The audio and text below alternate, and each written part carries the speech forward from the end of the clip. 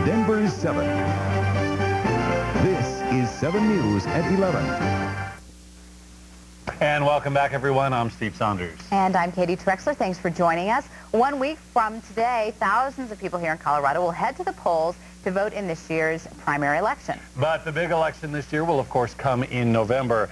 And that is when Colorado voters will pick, among other things, a governor for the next 4 years, also elect a new 7th representative to the U.S. House, and vote on a growing list of ballot initiatives.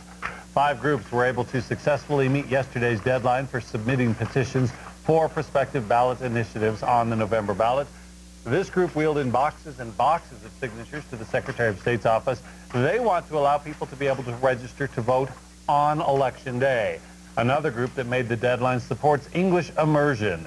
As 7 News reporter Shannon Brinius shows us this morning, Colorado spends about $3.3 million on bilingual education programs every year, and this group says we are not getting our money's worth. Yo no tengo tarea. Educators challenge how to bring non-native English speakers up to speed when language itself is a barrier. This group promises to do the heavy lifting to try and change Colorado's system. Today, they turn in the signed petition so voters can decide whether to eliminate Colorado's bilingual programs in favor of structured English immersion. Immersion does work for some students, and we're not against immersion. We're just in favor of choice. Board of Education member Gully Stanford spearheads the opposition. In California, the opposition to a similar measure lost by a landslide, and since then, some studies show test scores for non-English speakers improving dramatically. Now, it's very difficult to admit that. Therefore, you do everything you possibly can to deny that fact. Emotions are running so high that this signature gatherer, Jay Taylor, was allegedly accosted by a bilingual teacher.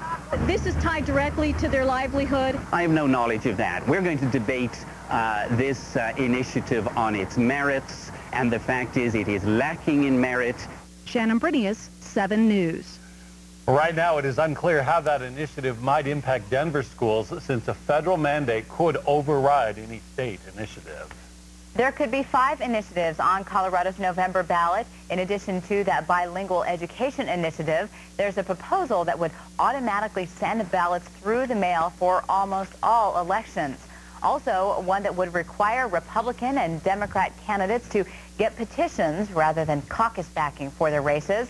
A plan to allow voters to register and vote on Election Day, as Steve mentioned, and an initiative to reform campaign contributions.